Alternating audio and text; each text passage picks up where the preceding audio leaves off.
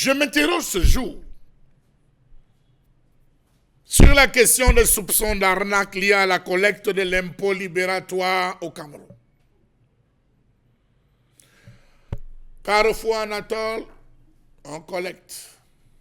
Carrefour Tamzo, on collecte. Carrefour Makiza, Tamja, Djelenseng, on collecte. Kolbon, Ayos, Bonis, Ndiang, on collecte. Mvokmbi, Mvada, Mokolo, Femenor, on collecte. Les impôts servent-ils, l'impôt libératoire sert-il vraiment? Ou est-il véritablement nécessaire au développement du Cameroun, mieux des régions? Question. Qu'est-ce que c'est que l'impôt libératoire et pourquoi le paye-t-on? Est-ce que le peuple camerounais, la vendeuse de Mokolo et Labi, la vendeuse d'Obala, la vendeuse de Kenzu, connaît l'importance de l'impôt libératoire et son rôle? Comment comprendre que la majeure partie des activités ne soit pas déclarée au centre des impôts? Carrefour Anatole, on collecte l'impôt libératoire. Est-ce que ça va dans la même caisse? Comment comprendre que certaines personnes puissent avoir des passe-droits, les exemptant du paiement des impôts parce que frère ou sœur d'un X ou un Y ont commis de ce pays? Les mairies, la mairie de ville, communauté urbaine, a ses tickets. Les communes ont leurs tickets. Ceux qui descendent ont leurs tickets. Les sous-traitants de ceux qui descendent ont leurs tickets. Au péage, il y a les tickets reconnus. Ceux qui travaillent ont leurs tickets. Nous sommes dans l'affaire de l'affaire, avec une affaire qui ne rapporte rien à l'affaire principale qu'est le développement de notre pays. Comment comprendre que le paiement de l'impôt libératoire, un devoir citoyen, semble encore être méconnu par certaines populations qui ne comprennent rien à rien? Comment comprendre ce manque d'intérêt qu'affiche le Camerounais lorsqu'il voudrait s'acquitter de son devoir vis-à-vis de César? Vous avez certains collecteurs qui collectent directement et dans la poche. Rien n'arrive chez le receveur. Rien n'arrive dans la caisse prédéfinie pour cela. Tout s'arrête en route. Vous avez certains qui vous disent, ce que je prends là, ça passe chez le Ngomna. Ce n'est pas pour la commune. Ce n'est pas pour la mairie. Ça va chez le Ngomna. Quelles sont ces caisses qu'il se crée dans la caisse principale? Comment comprendre les magouilles orchestrées par les agents des impôts qui préfèrent se servir plutôt que de servir?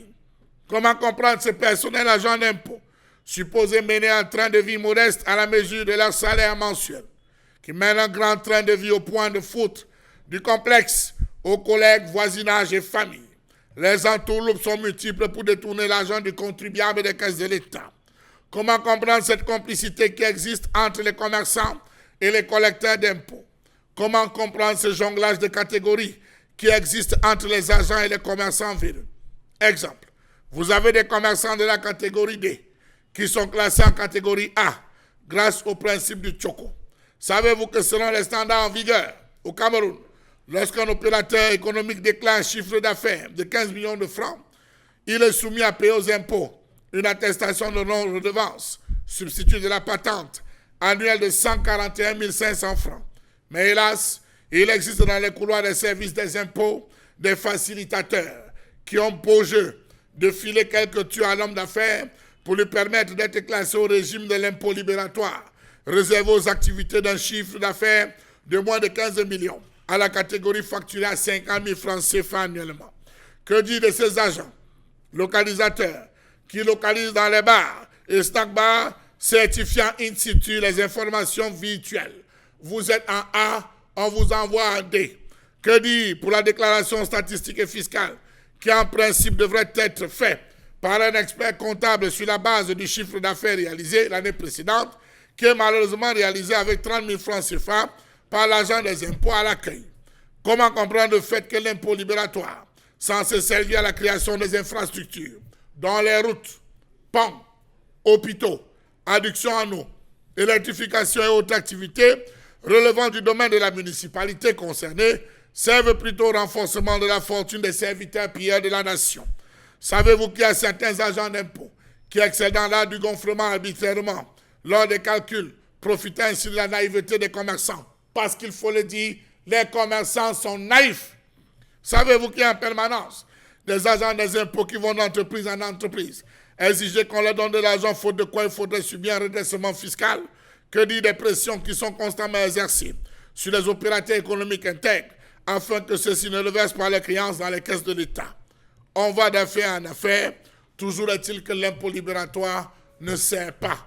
Pour un même marché, vous allez retrouver 4 types de tickets pour l'impôt libératoire. On dit lutter contre le grand banditisme, on dit lutter contre le faux et l'usage du faux, mais ce faux est tenu par les propres. Rappelons-nous qu'Alice Maguedio avait pris sur elle un jour de décider rassembler en Bopi tous les commerçants pour leur expliquer la valeur, l'utilité, les questions concernant les impôts. C'est plutôt la communauté urbaine qui avait envoyé ces hommes de main tout casser, tout détruire. Il n'était pas question que les commerçants sachent et comprennent quoi que ce soit à cette affaire. Une autre affaire dans l'affaire qui a fini par voir sa boutique scellée et voir finalement ses affaires tomber. Ainsi va le pays, payer les impôts libératoires, payer vos impôts libératoires, payer l'impôt libératoire, ne cherchez surtout pas à savoir là où ça part.